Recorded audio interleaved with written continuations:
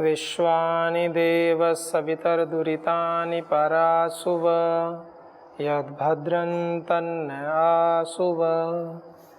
ओम शांति शांति शांति। ओम श्री परमात्मने नमः। ओम श्री गुरुभ्यो नमः। ओम सर्वेभ्यो नमः। ओम। वैदिक संस्कृति के इस अंक में हम चर्चा करेंगे मनुष्य के शरीर में किस प्रकार से चेतना शक्ति कार्य कर रही है, व्यष्टि स्तर पर और समष्टि स्तर पर। दोनों स्तर पर जब हम देखते हैं, उपनिषद के मंत्र क्या कहते हैं, चूंकि वैदिक संस्कृति यह है हमारा विषय है और सृष्टि क्रम को हमने लिया है, तो सृष्टि क्रम में सृष्टि की उत्पत्ति कैसे हुई, किस प्रकार से परम पिता परमात्मा के पावन संकल्पों से समस्त सृजन हुआ, उस ईश्वरीय शक्ति का प्रादुर्भाव हुआ और समस्त जल थल नभ अपने अपने रूप में माने उनके नियंत्रण में सभी प्रकृति अपना अपना कार्य करने लगी। इतना विशाल भूमंडल, इतना विशाल ब्रह्मांड, समस्त रचनाएं मनुष्य की कल्पना से परे, कल्पना से परे, कर्मों से परे नहीं, कल्पना से भी परे। कर्मों से परे में तो बहुत सीमित अर्थ है। कर्म, मनुष्य कितना कर्म कर सकता है? बहुत थोड़े। लेकिन यदि वह मनुष्य घनघोर बहुत पुरुषार्थ करके बहुत बड़े बड़े कर्म भी करे तो भी उस परम पिता परमात्मा के कर्मों की दृष्टि में बहुत न्यून है। और कहा उसके कर्मों से परे नहीं, उसकी कल्पनाओं से भी परे, कि वो कल्पना भी ना कर पाए, कर ही नहीं सकता। उसकी भी एक सामर्थ्य है, उसकी भी एक सीमा है। उस सीमा को पार करके कितनी बड़ी बात है। ईश्वर के जो कार्य हैं हम तो कल्पना भी नहीं कर सकते, इतने विशाल कार्य हैं। तो उस परमपिता परमात्मा ने मनुष्यों के कर्म फल के उपभोग के लिए, ताकि हमारे जीवन का कल्याण हो जाए, इस सृष्टि की रचना की। समस्त देवताओं का वास हुआ, फिर समस्त देवताओं ने मनुष्य शरीर में प्रवेश किया और मनुष्य शरीर में फिर जीवात्मा ने प्रवेश किया, प्राणों ने प्रवेश किया। अब बात चल रही है कि हम उपासना किसकी करें। कोयम आत्मा वयम उपासमहे, कोयम आत्मा इति। कौन सी आत्मा है जिसकी हमें उपासना करनी चाहिए? तो इस विषय में चर्चा आगे बढ़ाते हैं कि जिस आत्मा से येन वा वाचम व्याकरोति, जिसके माध्यम से वाणी शब्दों को अभिव्यक्त करती है, जिसके माध्यम से हम सूंघते हैं, जिसके माध्यम से हम सुनते हैं, जिसके माध्यम से हम देखते हैं, जिसके माध्यम से हम स्पर्श करते हैं, स्वादु अस्वादु को जानते हैं, क्या उसकी उपासना करनी चाहिए? ये बता रहे हैं।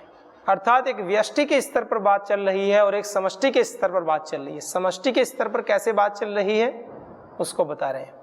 व्यष्टि स्तर हमारे मनुष्य शरीर के स्तर पर, हमारे शरीर में जो प्राण शक्ति है,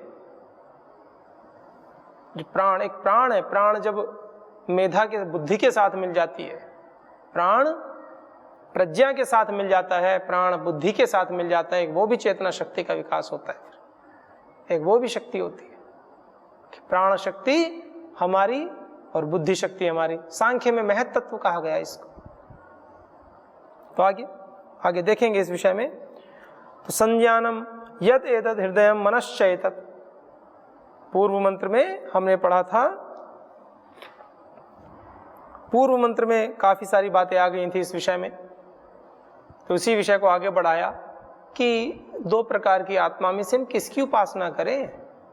ये न वा, जिसके कारण से, और दूसरे जिसकी उपासना करते हैं वो कौन सी आत्मा है वो। तो बता रहे हैं इसमें कि एक प्रकार की तो वो भी है। उसको और क्या कहा गया आगे, तो कह रहे हैं यत एतत् हृदय मनश्चेतत्, यह जो हृदय है वह मन है। और जितने प्रकार के भी ज्ञान करते हैं, विज्ञान होता है, ज्ञान विज्ञान विशेष ज्ञान। तो बता रहे हैं क्या, संज्ञानम आज्ञानम विज्ञानम प्रज्ञानम। प्रज्ञान के विषय में पढ़ेंगे, बहुत महत्वपूर्ण शब्द है। संज्ञानम आज्ञानम विज्ञानम प्रज्ञानम मेधा, दृष्टि, मेधा, मेधा बुद्धि के लिए कहते हैं, दृष्टि, धृति, धृति शक्ति होती है, धृति, मतिर मनीषा, मति मनीषा, ज्योति ही स्मृति ही संकल्प, क्रतु असुह कामो वश। ये इस प्रकार से इन्होंने सारे गिनवा दिए। फिर क्या कहा इनको, वश इति सर्वाणि वेतानि प्रज्ञानस्य नामधेयानि भवन्ति। ये सब प्रज्ञान के नाम बता दिए। सर्वाणि वेतानि प्रज्ञानस्य नामधेयानि भवन्ति, प्रज्ञान के नाम है।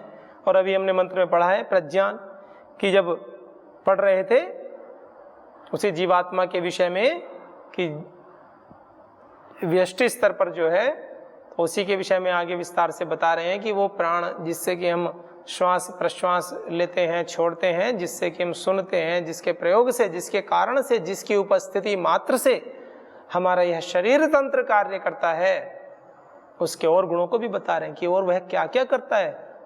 तो वो बता रहे हैं वह संज्ञानम, संज्ञान भी करता है, चेतना वाला है वो, उसके अंदर चेतना शक्ति भी होती है।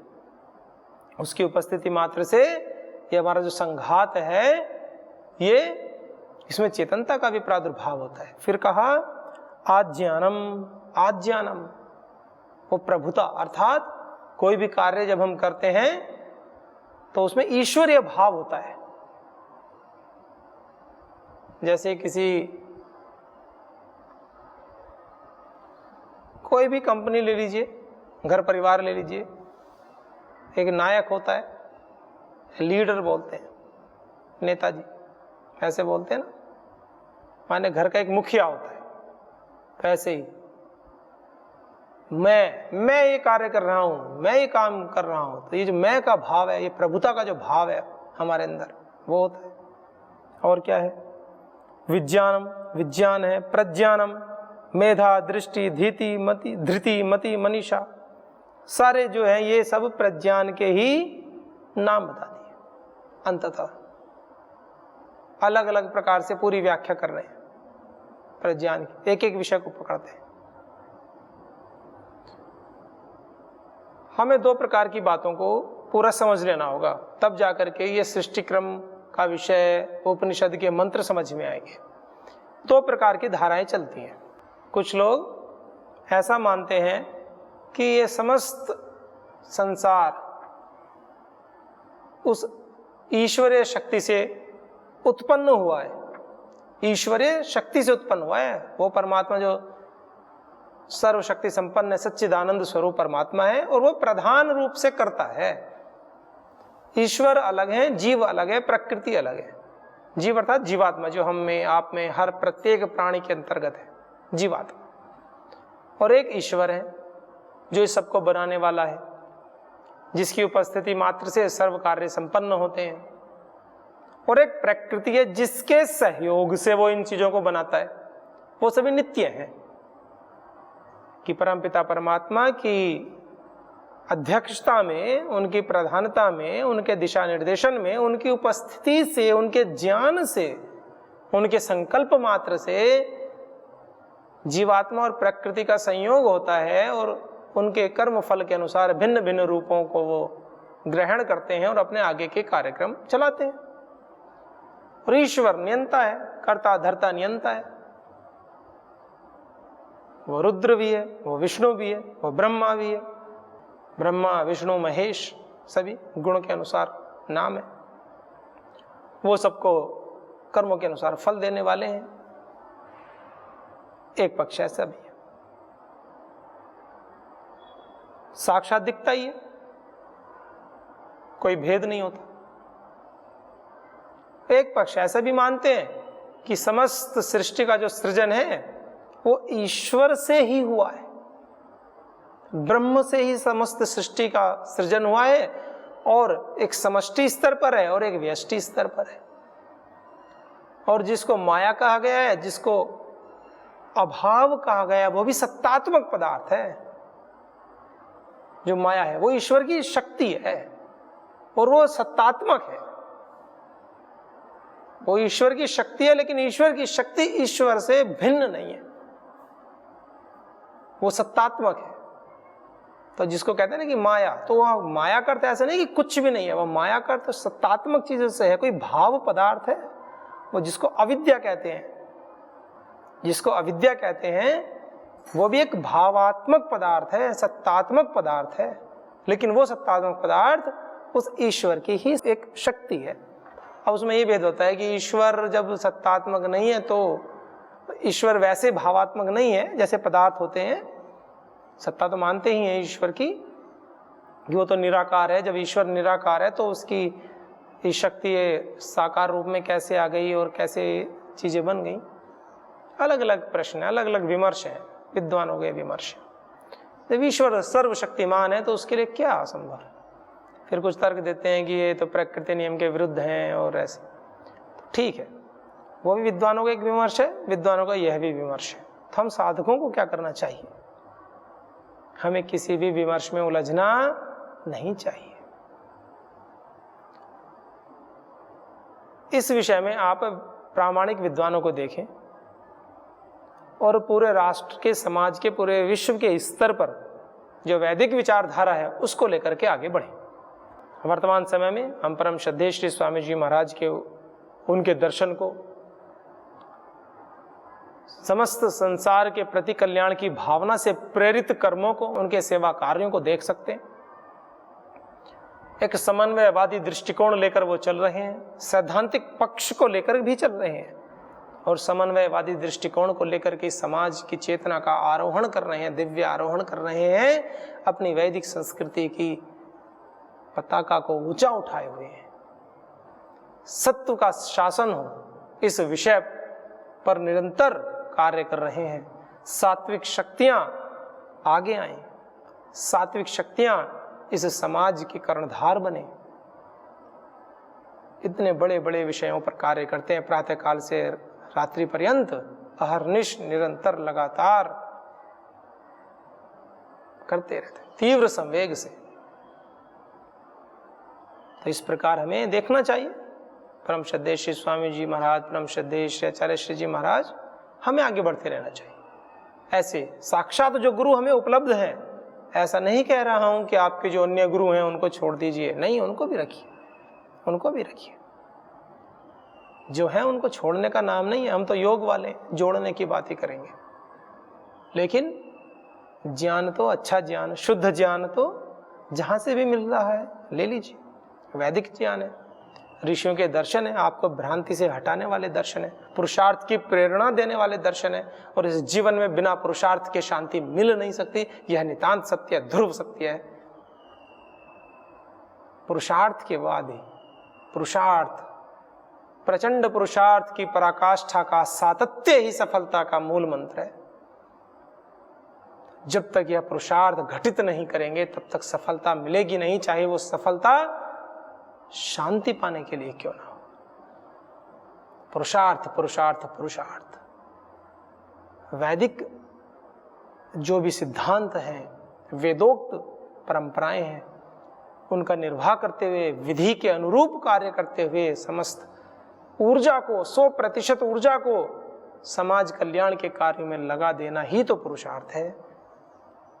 कि हे प्रभु, हम आपके लिए ही कार्य कर रहे हैं, हे प्रभु हम आपकी ही सेवा कर रहे हैं। इस उदात्त भावना से, इस ऊंची भावना से जब एक साधक, जब एक व्यक्ति, जब एक मनुष्य, जब एक नर नारी सभी के लिए है, कोई भी जब कर्म करता है, प्राणी मात्र जब कर्म करता है, प्राणी में मनुष्य ही आएगा, क्योंकि अन्य व्यक्ति तो पुरुषार्थ करके अपने जीवन के जो भी लक्ष्य उनको पूरा नहीं कर सकते।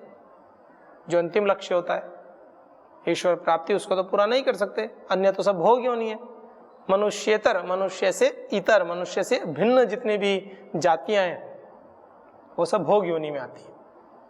केवल मनुष्य, हम जो जीव हैं, हम केवल एक ऐसी जाति हैं जो अपना कल्याण कर सकते हैं। मनुष्य यदि चाहे तो नर से नारायण बन सकता है। अब नर से नारायण बनने का मतलब ये नहीं कि भगवान बन सकता है, हालांकि संस्कृत भाषा में तो ऐश्वर्य के अर्थ में आता है भग, तो वो ऐश्वर्यशाली शक्ति संपन्न बन सकता है। लेकिन हम कहेंगे बिल्कुल ही भगवान जी के रूप में ही साक्षात बन जाए तो इस शरीर में रह के तो बन नहीं सकता है। हाँ, साधना की एक उच्च पराकाष्ठा में जाकर के जब परमात्मा में बिल्कुल विलय हो जाता है, जब एक तरह से देखें तो साधना की अंतिम अवस्था है ना, उसके लिए तो तैयारी है, वो तो अनिर्वचनीय है, वो तो कहा ही नहीं जा सकता। लेकिन उस स्थिति तक जाने के लिए पुरुषार्थ करने को तो सभी ने समान रूप से कहा है। यम नियम आसन अहिंसा प्राणायाम सब कुछ पालन करें, ब्रह्मचर्य परिग्रह सब कुछ, सब कुछ। कोई भी 1% निषेध नहीं कर सकता है कि साधक को साधना के पथ पर चलते हुए अहिंसा को छोड़ना है, ऐसा कोई भी शास्त्र नहीं कहता। तो इसका क्या मतलब है? इसका मतलब यह है कि एक जो पथ है वह तो निर्धारित पथ है ना, उस पर तो हमें चलना ही है। फिर चलते चलते अपनी साधना की स्थिति है। आप ईश्वर सबके अंदर विराजमान है, कुछ कहते हैं हम ही ईश्वर हैं, तो ठीक है। अगर ऐसा करके आपको, क्योंकि किसी को कहोगे जी आपके तो प्रधानमंत्री जी मित्र हैं, और किसी के मन में ये भाव हो जाए कि देखो प्रधानमंत्री जी मेरे मित्र हैं, तो आस पड़ोस में भी उसकी बड़ी वैल्यू हो जाती है, उसके कार्य भी सिद्ध होने लगते हैं और उसका आत्मगौरव भी बढ़ता है, एक अलग ही कॉन्फिडेंस होता है। तो बोलो हम भगवान के मित्र हैं, भगवान जी हमारे ही पिताजी हैं, हम भगवान के पुत्र हैं, तो देखो कितना कॉन्फिडेंस बढ़ता है। ये समस्त ब्रह्मांड हमारा अपना है, हम भगवान जी के, भगवान जी की सब चीजें हमारी, तो इनका सदुपयोग हम करें। जैसे बच्चे, छोटे बच्चे हम देखते हैं ना, घर पे कोई व्यक्ति आए, दूसरे पड़ोसी भी आए, कोई रिश्तेदार भी आए, छोटे छोटे बच्चे भी, उनके सामने उनके घर की कोई चीज उठा लो आप, तो वो क्या करते? चीज छीनने लगते हैं, रोने लगते हैं। कोई लेके जाने लगेगा तो उनको ये लगता है कि मेरे घर की चीज है, लेके जा रहे हैं, उसका ध्यान रखते हैं कि मेरा है। तो ऐसे हमें भी जब ईश्वर का सब जगह शासन मानते हैं और हम स्वयं को ईश्वर से संबद्ध कर लेते हैं, चेतना की उस उच्च अवस्था में जब हम हो जाते हैं, तो साधक कह उठता अहम ब्रह्मास्मि। जब वो स्वयं को उस परमपिता परमात्मा के साथ एकाकार कर लेता है, उसके ज्ञान में स्वयं को एक कर लेता है अपनी सामर्थ्य के अनुसार, तो उस अवस्था में, अंतिम अवस्था, तो जब ऐसी अवस्था आती है तो हम प्रकृति के अनुकूल जीने लगते हैं, हम समस्त प्राणियों में ईश्वर दर्शन करने लगते हैं, हम सभी से आत्मवत व्यवहार करने लगते हैं। हमें लगता है कि कोई भी अगर गलत कार्य कर रहा है तो हमें लगता है यह हमारे साथ कर रहा है। प्रकृति के साथ कोई अनुचित व्यवहार करता है, प्रकृति माता के साथ, तो हमें लगता है कि ये तो हमारे ही घर परिवार में जैसे कोई व्यक्ति सामान उठा कर ले जाता था, हमें ऐसा ही भाव होने लगता है कि देखो ये तो गलत कार्य हो रहा है, ये मेरी प्रकृति माँ को नुकसान पहुंचा रहे हैं, ये प्रकृति के संतुलन को बिगाड़ रहे हैं, ऐसे भाव आने लगते हैं। बहुत व्यापक स्तर से साधक की सोच होने लगती है और धीरे धीरे वह साधक सिद्ध पुरुष हो जाता है। ये क्रम है। तो साधना के पथ पे कहीं कोई भेद नहीं है। आप पुरुषार्थ करें, यम नियम आसन प्राणायाम प्रत्याहार धारणा ध्यान समाधि पूरे सभी अंगों का पालन करते जाएं, अष्टांग योग का पालन करें, अहिंसा सत्य अस्ते ब्रह्मचर्य परिग्रह का पालन करें, शौच संतोष तपस स्वाध्याय ईश्वर प्रणिधान सबका पालन करते जाएं। तज्जपस तदर्थ भावनम तस्य वाचका प्रणवः योगः समाधि अंतिम लक्ष्य को पाएं। निषेध कहाँ है? कोई निषेध नहीं। सभी ऋषि वेदोक्त आचरण को कहते हैं, सभी ऋषि कहते हैं कि आओ वेदों के अनुसार आगे बढ़ो, ईश्वर की शक्ति को पहचाने, मनुष्य रूप में है तो अपनी शक्तियों को पहचाने, यथा पिंडे तथा ब्रह्मांडे, जैसा हमें अपने अंदर मिलता है वैसा ही बाहर है। जिस प्रकार समुद्र की एक जल, उसके गुणधर्म भी एक से होते हैं, सारे समुद्र के गुणधर्म भी देखें और समुद्र की एक बूंद भी देखें तो उनके गुणधर्मों में समानता होती है। इसी प्रकार मनुष्य के जो शरीर की चेतना शक्ति होती है उसमें और उस चेतना शक्ति में भी तो समानता है। कुछ गुण धर्मों में वैरूप्यता हो सकती है, उसको मानते हैं, सभी दार्शनिक मानते हैं, वो हमारे अज्ञान के कारण है। विशुद्ध रूप में तो कोई भेद नहीं होता गुण धर्मों में, लेकिन जो भी अंतःकरण है, जो भी हमारे संस्कार हैं, सूक्ष्म शरीर आदि जब होते हैं तो संस्कारों के साथ वास होता है, तब थोड़े बहुत संस्कारों के कारण से शुद्ध चैतन्य स्वरूप जो हमारी आत्मा है उसमें कोई भी नेगेटिव चीजें नहीं होती, वो एकदम शांति है, निश्चल है। तभी तो कहा तदा द्रष्टुः स्वरूपे अवस्थानम, योग चित्त वृत्ति निरोधा तदा द्रष्टुः स्वरूपे अवस्थान, अपने स्वरूप में स्थिति हो जाती है। तो अगर तो आत्मा दूषित थोड़ी होती है, संस्कार होते हैं, अच्छे संस्कार होते हैं, गलत संस्कार होते हैं।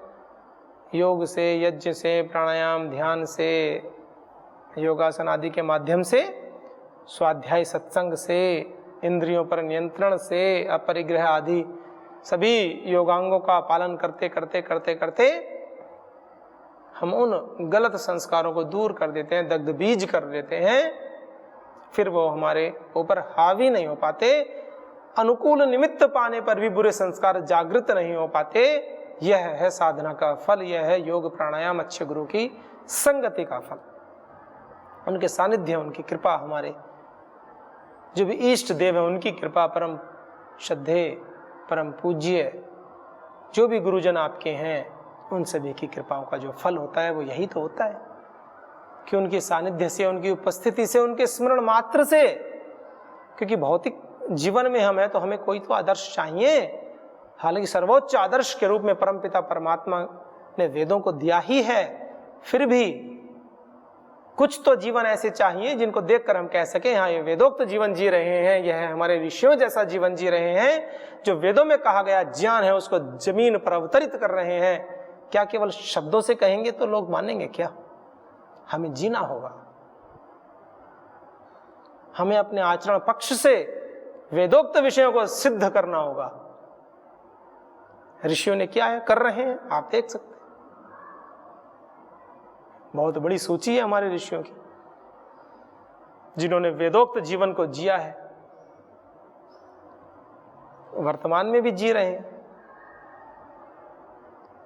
पिछले 30-35 सालों में समाज के, राष्ट्र के कल्याण के लिए कितना महान पुरुषार्थ परम श्रद्धेय श्री स्वामी जी महाराज आचार्य श्री जी कर रहे हैं। पतंजलि योगपीठ के माध्यम से कितना पुरुषार्थ हो रहा है, अन्य संस्थाएं भी कर रही हैं।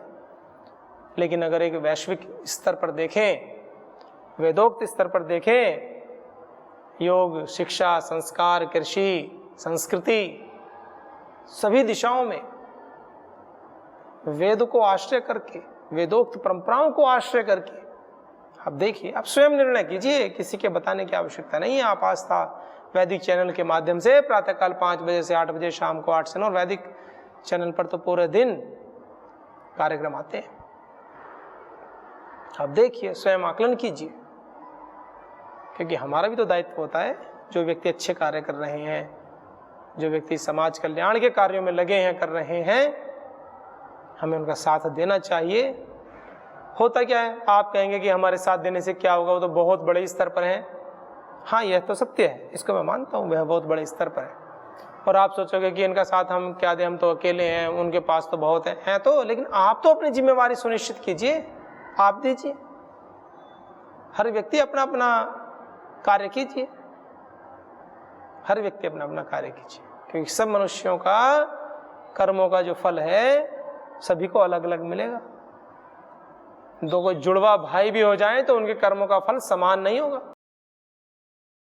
2 जुड़वा भाई भी हो जाएं तो भी उनके कर्मों का फल भिन्न भिन्न होगा, एक ही माता पिता के। तो इसलिए जो है इन मंत्रों में यही सब बातें बताई हैं कि वह कैसा है जिससे कि हम श्वास लेते हैं, श्वास प्रश्वास जिसकी उपस्थिति में होता है उसी के कई नाम दिए हैं। उनके गुणों के आधार पर संज्ञान करने वाला है, वो चेतन है, वो संज्ञान है, वो चेतन है। उसकी उपस्थिति मात्र से कार्य प्रारंभ होते हैं। इस प्रकार से संज्ञानम, आज्ञानम, प्रज्ञानम, विज्ञानम, विज्ञान विशिष्ट ज्ञान करने वाला है। एक सामान्य ज्ञान होता है, एक विशिष्ट ज्ञान होता है। व्याकरण में एक परिभाषा आती है, व्याख्यान तो विशेष प्रतिपत्तिर नहीं संदेहाद लक्षणम, कि संदेह मात्र से कोई सूत्र, कोई लक्षण असिद्ध नहीं हो जाता। व्याख्यान से विशेष ज्ञान होता है।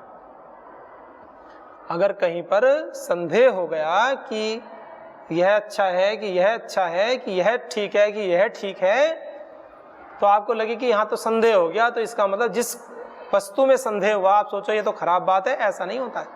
इसका मतलब है कि आपको वहां पर विशेष ज्ञान की आवश्यकता होती है। तो गुरु, आचार्य, शास्त्र में व्याख्यान देते हैं, व्याख्यानतः, व्याख्यान से विशेष ज्ञान करा देते हैं और आपका संदेह निवारण कर देते हैं। तो वो जो आत्मा है, जिसको जीवात्मा कहा, जिसको प्रज्ञान भी कहा, सर्वाणि एतानि प्रज्ञानस्य नामधेयानि भवन्ति कह रहे हैं, प्रज्ञान के ही नाम है। अगले अंक में हम देखेंगे कि किस प्रकार प्रज्ञान के सब नाम है, प्रज्ञान क्या है, यह भी बात है। व्यष्टि स्तर पर एक अलग विषय आएगा, समष्टि स्तर पर एक अलग विषय होता है। तो आइए हम सभी अपने अपने जीवन में अपने अपने मूल्यों, अपने अपने आदर्शों को समुचित स्थान, समुचित सम्मान देते हुए अपने जीवन में दिव्य आरोहण को प्राप्त करें। अपने गुरुजनों के सामीप्य में उनके प्रेम को, उनकी प्रीति को, उनके विश्वास को प्राप्त करें। हम सभी के जीवन में निरंतर प्रेम, करुणा का प्रकाश हो, उद्घाटित हो। हम सभी ईश्वरीय पद के अनुकूल चलें, वेदों के अनुकूल चलें, वेदों की ओर लौटें। ओम शांति शांति शांति। ओम सर्वेभ्यो नमः।